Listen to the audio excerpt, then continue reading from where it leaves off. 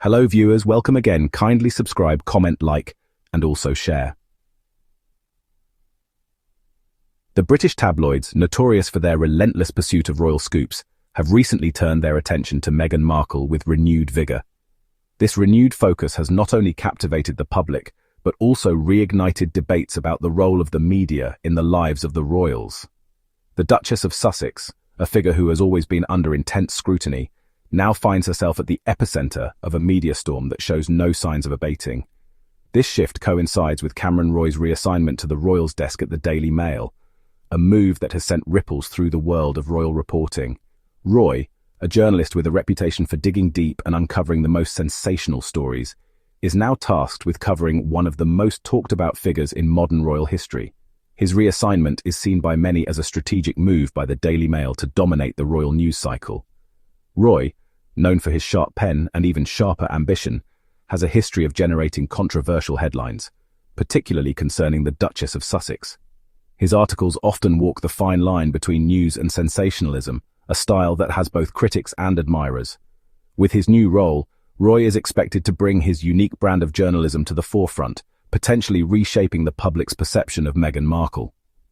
His new position places him at the heart of the Markle narrative, with the potential to shape public opinion and influence the course of royal reporting.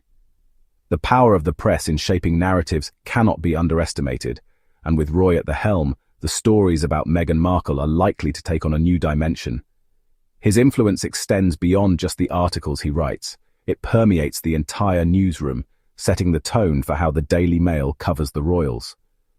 Roy's reassignment is not merely a change in beat, but a strategic maneuver by the Daily Mail.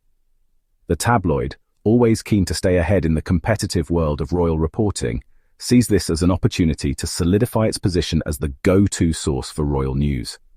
By placing a journalist of Roy's caliber on the Markle beat, the Daily Mail is making a clear statement about its editorial priorities and its commitment to delivering the most compelling stories. The tabloid, known for its sensationalist approach to news, recognizes the public's insatiable appetite for all things royal, especially when it involves drama and intrigue. The stories about Meghan Markle and her relationship with the royal family provide endless fodder for headlines, and the Daily Mail is poised to exploit this to the fullest.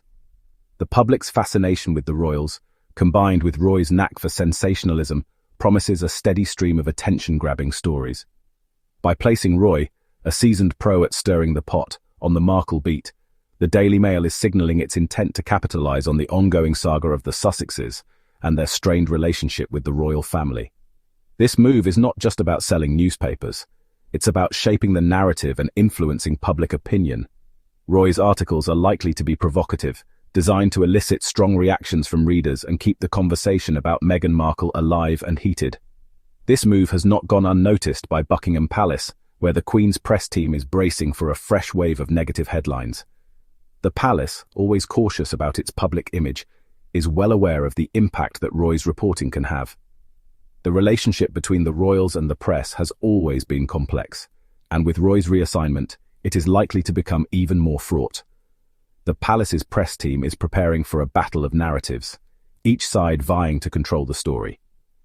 With Roy at the helm, the Daily Mail is poised to become the leading voice in the anti-Sussex camp, further fueling the already contentious divide between the monarchy and its most outspoken critics. The stories that emerge from Roy's desk are expected to be hard-hitting, often critical of Meghan Markle and her actions. This will undoubtedly add fuel to the fire, intensifying the already polarized opinions about the Duchess of Sussex. The battle lines have been drawn, and the stakes are high as Roy prepares to unleash his unique brand of tabloid journalism on the House of Sussex. The coming months promise to be a tumultuous time for royal reporting, with Roy at the center of it all. His articles will not only shape public opinion, but also influence the broader conversation about the role of the media in the lives of the royals. As the saga unfolds, one thing is certain: the world will be watching, and Cameron Roy will be ready to deliver the next big headline. Cameron Roy's history with Meghan Markle is far from squeaky clean.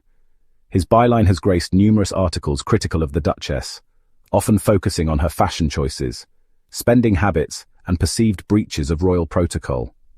From her eco-warrior lifestyle to her lavish baby shower, Roy has consistently found angles to portray Meghan in a negative light. One particularly scathing piece accused Meghan of tearing apart the royal family with her diva demands and Americanized approach to royal life.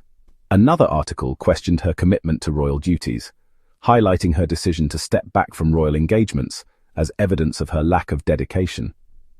Roy's articles, while often lacking in concrete evidence, have been effective in shaping a narrative of Meghan as a demanding, out-of-touch outsider who threatens the very fabric of the monarchy.